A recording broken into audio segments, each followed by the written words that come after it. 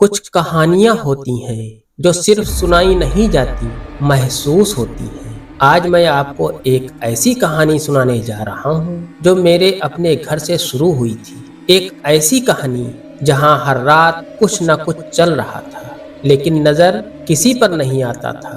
पिछले साल हम लोगों ने शहर के एक पुराने इलाके में एक नया घर लिया। मकान बड़ा था और कुछ सस्ता भी था, बस थोड़ा सा पुराना घर था।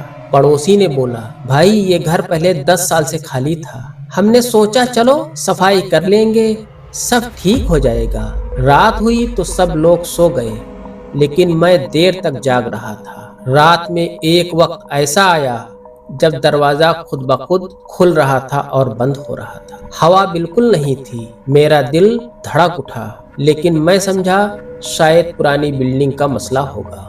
रात के 2 बजे नीचे से पैरों की आवाज आई, जैसे कोई धीरे धीरे सीढ़ियां चढ़ रहा हो। मैंने सोचा कोई चोर न हो, और मैं उठा और नीचे गया, लेकिन कोई नहीं था। बस मिट्टी में पैरों के नए निशान बने हुए थे और हवा में एक अजीब इत्र की खुशबू, जैसे केवड़ा या मुश्क।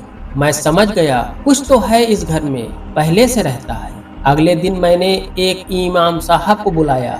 उन्होंने कहा, बेटा ये घर पुराना है, लेकिन कुछ ताकत यहाँ बसीर है, आकर बस गई है। हर रात सूरह बकरा की तिलावत चला दिया करो। जैसा उन्होंने कहा मैंने वैसा ही किया। पहली रात जब तिलावत चल रही थी तो एक तेज आवाज आई, जैसे कोई चीख कर कह रहा हो, ये मेरा घर है। स्पीकर खुद ब खुद बंद हो गया, बिजली चली गई और पूरी बिल्डिंग में ठंडक फैल गई। अगली रात मैंने वजू किया और सूरह अल बकरा और आयतल कुर्सी पढ़कर सो गया।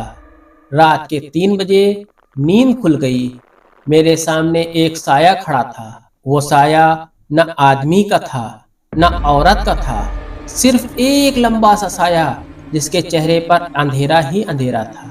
उसने हल्की सी आवाज में कहा, हम यहाँ पहले से हैं, तुम लोग आए, लेकिन इज्जत से रहना। मेरे होठ से बस इतना निकला, अगर तुम जिन हो तो अल्लाह का नाम लो। मैंने जब बिस्मिल्लाह कहा तो वो साया धुंध बनकर गायब हो गया।